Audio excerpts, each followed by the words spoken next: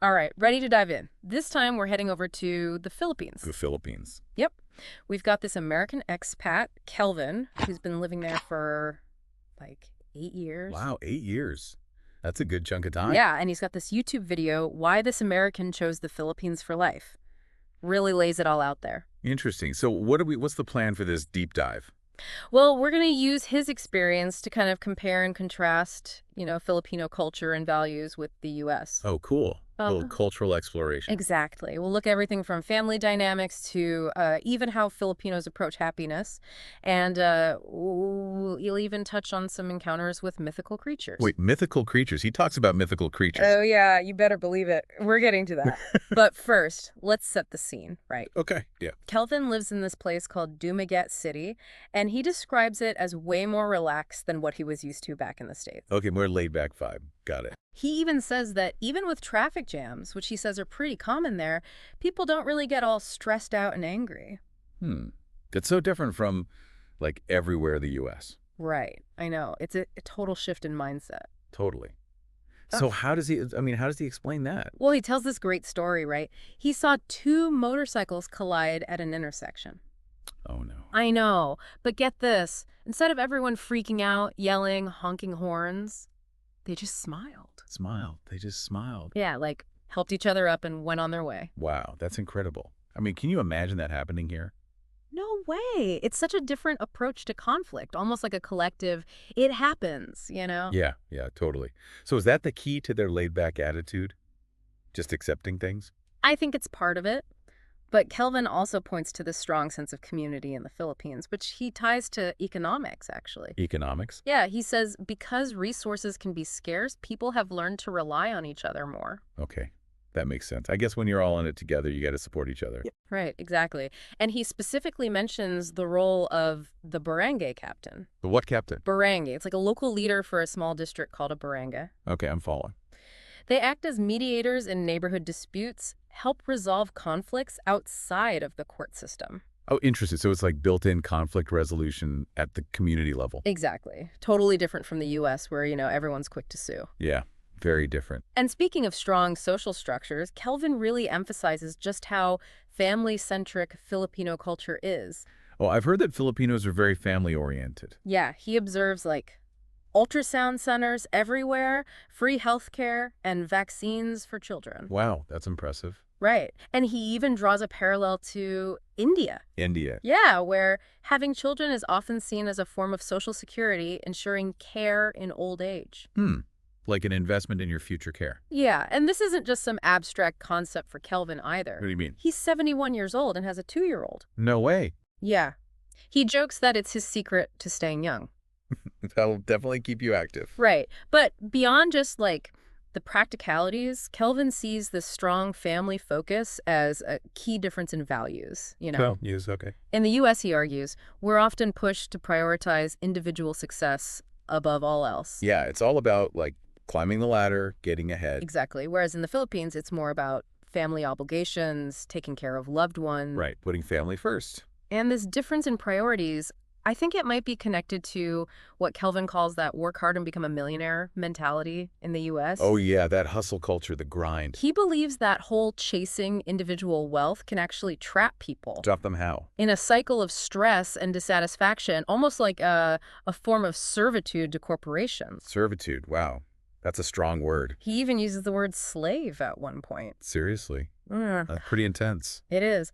But before you think Kelvin's view of the Philippines is all, sunshine and rainbows, he does acknowledge that there's corruption, economic struggles that many Filipinos face. Okay, yeah, gotta keep it real. And this is where his observations about happiness get really fascinating. Happiness, okay. Despite these challenges, the Philippines consistently ranks high on global happiness scale, Higher than the U.S. even above wealthier nations like the U.S. That's wild. How is that possible? It really makes you think, right? What are we missing? Yeah, is it just about mindset? Well, Kelvin believes it comes down to a few things, like that strong sense of community we talked about, Community, right. the emphasis on family, and a more relaxed, accepting approach to life. So it's not about material wealth, but about connection and perspective. Exactly. It's like that saying, money can't buy happiness, but with real-world data to back it up. I love that.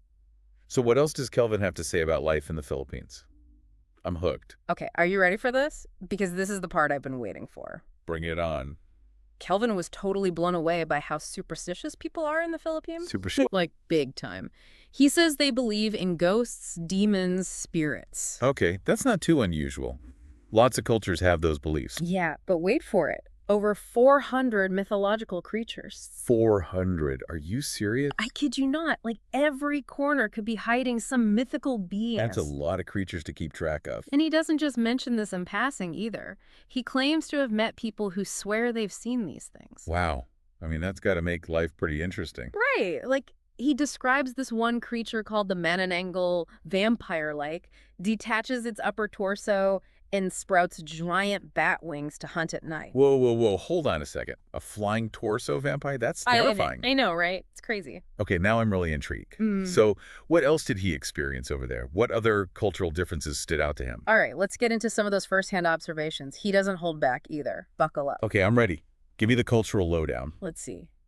First up, personal space. Personal space. Yeah, he says Filipinos are way more comfortable standing close together, touching each other casually, being more physically affectionate. Huh, interesting. I wonder if that ever felt intrusive to him. He does mention getting bumped and jostled in crowded places without anyone even apologizing. Really? Yeah, like, it's just a different sense of boundaries, a greater acceptance of physical closeness. You know, in the U.S., we're all about that personal bubble. Someone touches you without permission, it's a big deal. Right, but in the Philippines, it seems like touch is more about warmth and connection, not aggression. It's amazing how those subtle differences can really change the whole social dynamic. Totally. And speaking of potential misunderstandings, Kelvin also talks about this Filipino concept called pakikisama. Pakikisama. What's that? It's like this strong desire to avoid conflict and maintain harmony within the group. Oh, interesting. So like keeping the peace at all costs. Pretty much. Yeah. He says Filipinos will go to great lengths to avoid confrontation or saying no directly. Even if it means not being true to themselves. It can feel that way, yeah. But it's all about those smooth social interactions, prioritizing the group over the individual. So, do we say it's more about politeness than dishonesty? I think that's a good way to put it. Kelvin even tells this story about ordering food, asking if they had a certain dish. What? The waitress said yes, even though they were clearly out of it. No way. That's kind of funny, actually. Right. But he learned later that it wasn't meant to be deceptive, just a way to avoid disappointing him or making a scene. Wow, that's a whole different approach to customer service. It really is. And it goes to show how what we consider polite or rude can be totally different across cultures. Absolutely. And sometimes those differences can lead to some pretty awkward or hilarious situations. Exactly. But Kelvin's point is that once you understand the cultural values behind those differences, it's not about right or wrong. It's about appreciating how differently we all navigate these social situations. Exactly. And I think that's a key takeaway here, right? For sure. There's no one right way to do things. What might seem strange to us is perfectly normal in another culture.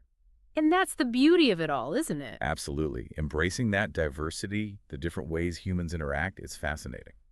So moving on, Kelvin also gets into this idea of American arrogance. American arrogance. Yeah, he belies that many Americans have a centric view of the world.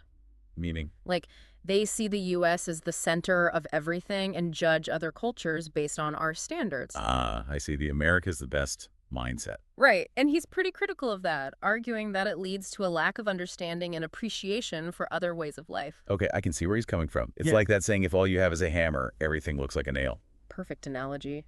And Kelvin doesn't just make these observations from afar either. He calls out some American expats in the Philippines who he says embody this arrogance. Oh no, the ugly Americans stereotype. Yeah, he describes them as being loud, complaining about everything, and generally failing to integrate. Oof.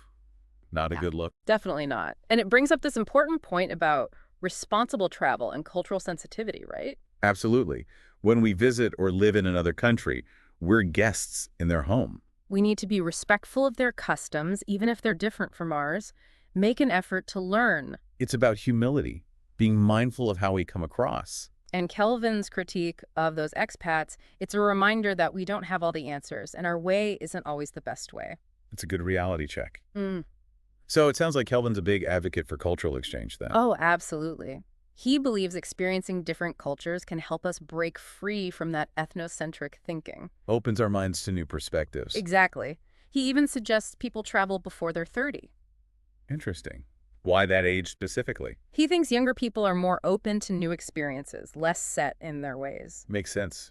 You're more likely to embrace the unknown when you're younger. And he believes those early travel experiences can have a lasting impact, shaping our values. Kind of like planting a seed of curiosity and open-mindedness. I love that analogy. And speaking of planting seeds, Kelvin says something that really resonated with me. He compares life in the Philippines to his childhood in the U.S. His childhood. Yeah, back when things felt simpler, more connected. A simpler time, huh? He remembers kids playing outside freely, neighbors looking out for each other, a real sense of community. It's funny how we all seem to have that same nostalgic feeling for a time when things were less divided. Right. It's like a longing for that sense of belonging, that shared experience that can feel so elusive now. It is. It really is. Listeners? Yeah, I think the biggest takeaway from Kelvin's story is that there are many paths to happiness and fulfillment.